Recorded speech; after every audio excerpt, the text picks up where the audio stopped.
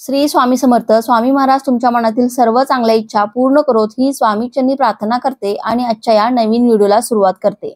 17 April 2024 ला बुधवारी आहे श्रीरामनवमी आणि याच दिवशी आहे चैत्र नवरात्रीचा शेवटचा दिवस. तर या नवमी तिथीला राम जन्मोत्सव साजरा केला जातो.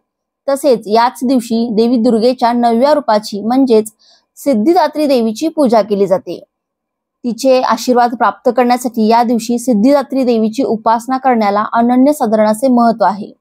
तसेच ज्यांना कोणाला अष्टमी तिथीला कन्यापूजन करणे शक्य होत नाही तर त्यांनी नवमी तिथीला सकाळी कन्यापूजन केले तरीही चालते.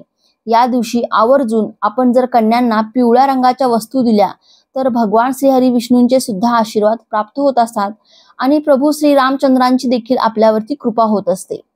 17 एप्रिल बुधवारी आहे श्रीरामनवमी आणि या दिवशी आपल्याला एका झाडाला स्पर्श करायचा आहे. आता हे झाड कशाचे असणार आहे, कशा प्रकारे आपल्याला या झाडाची पूजा करायची आहे आणि कशा प्रकारे आपल्या मनोकामना बोलायच्या आहेत आणि या झाडाची नक्की कोणत्या भागाला आपल्याला स्पर्श करायचा आहे, तर ही संपूर्ण माहिती आपण या व्हिडिओमध्ये पाहणार आहोत. तुम्हाला ही पूर्ण माहिती जाणून घ्यायची असेल तर हा व्हिडिओ स्किप न करता शेवटपर्यंत नक्की पहा आणि चॅनलवरती नवीन असाल तर सबस्क्राइब करा आणि बाजूच्या बेल आयकॉनलाही प्रेस करा जेणेकरून असेच माहितीपूर्ण व्हिडिओ आपल्यापर्यंत पोहोचतील. रामनवमीच्या दिवशी लोक प्रभू श्री रामचंद्रांची पूजा करतात, भक्ती करतात आणि लोकांना मुक्ती प्राप्त होते. श्रीराम जे आहेत ते एक आदर्श पुरुष होते. त्यांना मर्यादा पुरुषोत्तम असे सुद्धा म्हटले जाते. एकनिष्ठ, एकवचनी आणि एक पत्नी असे हे श्रीरामांचे गुण आहेत. त्याप्रमाणेच बंधुप्रेम, प्रजाप्रेम, मातृभक्ती, पितृभक्ती हे सुद्धा श्रेष्ठ गुण होते. मनुष्याने आपल्या जीवनामध्ये राम बनण्याचा अवश्य प्रयत्न करावा. तसेच या दिवशी वेगवेगळ्या पद्धतीने वेगवेगळ्या भागांमध्ये राम जन्मोत्सव साजरा केला जातो. चैत्र नवरात्रीचे पहिले 9 दिवस जे आहेत ते गुढीपाडव्यापासून ते श्रीराम नवमीपर्यंत हा जो 9 दिवसांचा जो कालावधी असतो तर यालाच आपण चैत्र नवरात्री म्हणतो आणि माता दुर्गेला हे 9 दिवस समर्पित असतात. आणि या 9 दिवसातील जो 9वा दिवस आहे ते म्हणजे रामनवमी म्हणजे राम जन्मोत्सव.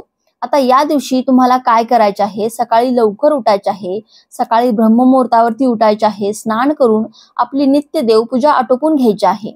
त्यानंतर तुम्ही घरच्या घरी प्रभू श्रीरामांची मूर्ती किंवा फोटो असेल तर त्यांची पूजा करा. या दिवशी आवर्जून तुम्ही तुमच्या घराच्या आजूबाजूला जर प्रभू श्रीरामचंद्रांचे मंदिर असेल तर तिथे जाऊन दर्शन घ्या, प्रसाद घ्या. तसेच बऱ्याच ठिकाणी श्रीरामांच्या मंदिरामध्ये भजन, कीर्तन, प्रवचन या कार्यक्रमाचे आयोजन या दिवशी केले जाते. त्याचबरोबर या दिवशी आपल्याला एका झाडाची आवर्जून पूजा करायची आहे. आता या झाडाची आपण का पूजा करायची किंवा यामुळे नक्की आपल्याला काय फळ प्राप्त होते ही सर्व माहिती आपण पाहणार आहोत. तर श्रीरामनवमीच्या दिवशी कोणत्या झाडाची पूजा करायची, त्याचबरोबर या दिवशी कोणत्या चुका आपल्याला टाळायच्या आहेत हे देखील आपण पाहणार आहोत. तर आपण या व्हिडिओमध्ये 2 झाडे पाहणार आहोत. त्या 2 पैकी कोणत्याही एका जरी वृक्षाला तुम्ही स्पर्श केला तरी तुम्हाला तुमच्या पूजेचे जे संपूर्ण फळ आहे तर ते प्राप्त होईल. त्यापैकी पहिले झाड आहे ते म्हणजे आवळ्याचं झाड. माता लक्ष्मीची कृपा प्राप्त करण्यासाठी या आवळ्याच्या झाडाची पूजा केली जाते. तसेच श्रीरामनवमीच्या दिवशी सुद्धा या आवळ्याच्या झाडाच्या पूजेचे महत्व विशेष आहे. यामुळे सर्व दुःखे दूर होतात, पैशाची कमतरता भासत नाही. तसेच तुम्हाला काही अडचणी असतील म्हणजे जसं की धनासंबंधी, नोकरी संबंधी तुमची काही कामे अडकलेली असतील, कर्ज फिटत नसेल किंवा विवाहासंबंधित अडचणी असतील तरी सुद्धा आवळ्याच्या झाडाची पूजा तुम्ही श्रीरामनवमीच्या दिवशी करू शकता. सर्वप्रथम आपल्याला या आवळ्याच्या झाडाखाली जाऊन तांब्याच्या कलशातून पाणी अर्पण करायचे आहे. त्यानंतर आपल्याला कच्चे दूध अर्पण करायचे आहे. आपल्याला कच्चे दूधच अर्पण करायचे आहे. घरी गरम केलेले दूध घेऊ नका, जास्त नको. फक्त एक वाटीभर जरी कच्चे दूध असले तरी तुम्ही कच्चे दूधच तुम्हाला आवळ्याच्या झाडाला अर्पण करायचे आहे. त्यानंतर आपल्याला आवळ्याच्या झाडाला हळदी कुंकू, अक्षता अर्पण करायचे आहेत. एखादे पिवळे फूल वाहायचे आहे. आवळ्याच्या झाडाची पूजा करताना आपल्याला एक काळजी घ्यायची आहे, ती म्हणजे आपले तोंड हे पूर्वेकडे असावे याची काळजी घ्यायची आहे. पूजेमध्ये तुम्ही चंपा, चमेली, केवडा, जाई ही प्रभू श्रीरामांची आवडती फुले आहेत. ही फुले भेटली तर आवर्जून या फुलांचा पूजेमध्ये समावेश करा. आवळ्याच्या झाडाच्या पूजेचा शुभ मुहूर्त हा बुधवारी सकाळी 11:02 ते दुपारी 1:26 आहे आणि विजय मुहूर्त हा दुपारी 2:34 ते 3:24 आहे। या वेळेमध्ये तुम्ही कधीही आवळ्याच्या झाडाची पूजाही करू शकता। ही पूजा सुरू करण्यापूर्वी तुम्हाला तिथे एक तुपाचा दिवा प्रज्वलित करून घ्यायचा आहे। ही पूजा तुपाचा दिवा प्रज्वलित करून केल्यानंतरच आपल्याला करायची आहे, कारण दिवा जो आहे तो अग्नीच्या म्हणजे आपण जी पूजा करतो तर ती अग्नीच्या साक्षीने केली तरच ती संपूर्ण होत असते। दिव्याला आपल्याला फुलांच्या पाकळ्यांचा आसन द्यायचा आहे किंवा अक्षतांचा आसन देऊन हा दिवा ठेवायचा आहे आणि त्यानंतर सर्व पूजा ही तुम्हाला करून घ्यायची आहे, कारण अग्नीच्या साक्षीने केलेली पूजा ही संपन्न मानली जाते।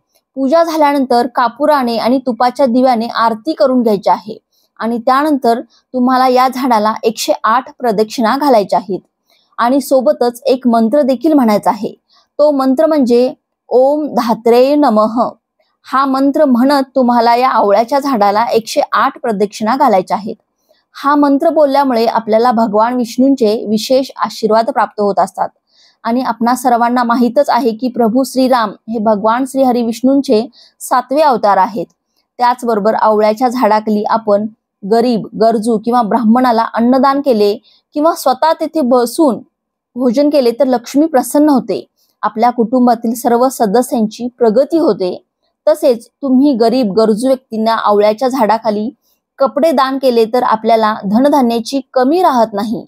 या आवळ्याच्या झाडाची पूजा करून आपण भगवान श्री हनुमानांना शेंदूर, सुपारी आणि वस्त्र अर्पण केली तरी सुद्धा तुमच्या बऱ्याचशा समस्या कमी होत असतात। हनुमान हे प्रभू श्रीरामांचे भक्त आहेत। आवळ्याच्या झाडाची पूजा करण्यासोबतच आपल्याला हनुमानांना सुद्धा विसरायचे नाही। तर आपल्याला या दिवशी हनुमान चालीसा आणि सुंदरकांड याचे सुद्धा पठण करायचे आहे। तसेच हे झाड तुम्ही तुमच्या घराच्या उत्तर दिशेला लावले तर वास्तुदोष जे आहे तर ते सुद्धा राहत नाहीत। अजून एक उपाय आपल्याला या आवळ्याच्या झाडाखाली करायचा आहे।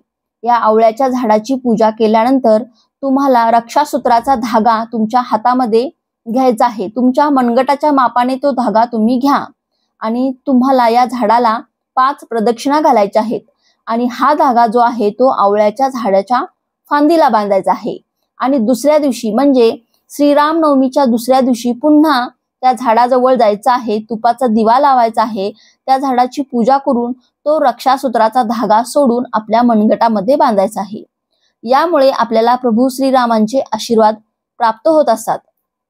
तर अशा प्रकारे आपल्याला आवळ्याच्या झाडाची पूजा करायची आहे। तुमची इच्छा बोलून आवळ्याच्या झाडाला स्पर्श करायचा आहे। यानंतर दुसरे झाड आहे ते म्हणजे शमी वृक्ष। प्रभू श्रीरामांनी स्वतः या शमीच्या झाडाची पूजा केली होती असे पुराणामध्ये सांगितलेले आहे। ही वनस्पती सर्व वेदना आणि त्रास दूर करणारी वनस्पती आहे। शमीच्या झाडाखाली आपल्याला एक दिवा प्रज्वलित करून पाणी अर्पण करायचे आहे, हळदी कुंकू, अक्षता आणि एखादे फूल अर्पण करून शमीच्या झाडाची पूजा करायची आहे। त्याचबरोबर तुम्ही एखाद्या चांगल्या कामासाठी जाताना तुम्ही शमीच्या झाडाचे दर्शन घेतले तरी आपल्या बऱ्याचशा समस्या ह्या दूर होत असतात। तर तुम्ही श्रीराम नवमीच्या दिवशी आवळ्याच्या झाडाची किंवा शमीच्या वृक्षाची दोन्हीपैकी एका झाडाची पूजा तुम्ही करू शकता किंवा दोन्ही झाडांची पूजा केली तर अतिशय उत्तम। आता या दिवशी आपल्याला कोणत्या चुका करायच्या नाहीत ते बघा। या दिवशी आपल्याला चुकूनही मांसाहार करायचा नाही।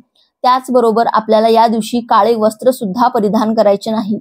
तसेच या दिवशी लिंबू कापायचे नाहीत किंवा लिंबू खायचे सुद्धा नाहीत। दुसऱ्यांबद्दल वाईट अपशब्द बोलायचे नाहीत, वाईट भावना ठेवायच्या नाहीत, कोणाशीही भांडणतंटा करायचे नाही, कोणाचाही अपमान करायचा नाही, तरच आपण केलेल्या पूजेचे उपायाचे फळ आपल्याला मिळत असते। तर या व्हिडिओतील माहिती तुम्हाला आवडली असेल तर व्हिडिओला लाईक करा, सबस्क्राईब करा आणि शेअर करा। झालेली ही सेवा मी स्वामींच्या चरणी अर्पण करते। श्री स्वामी समर्थ।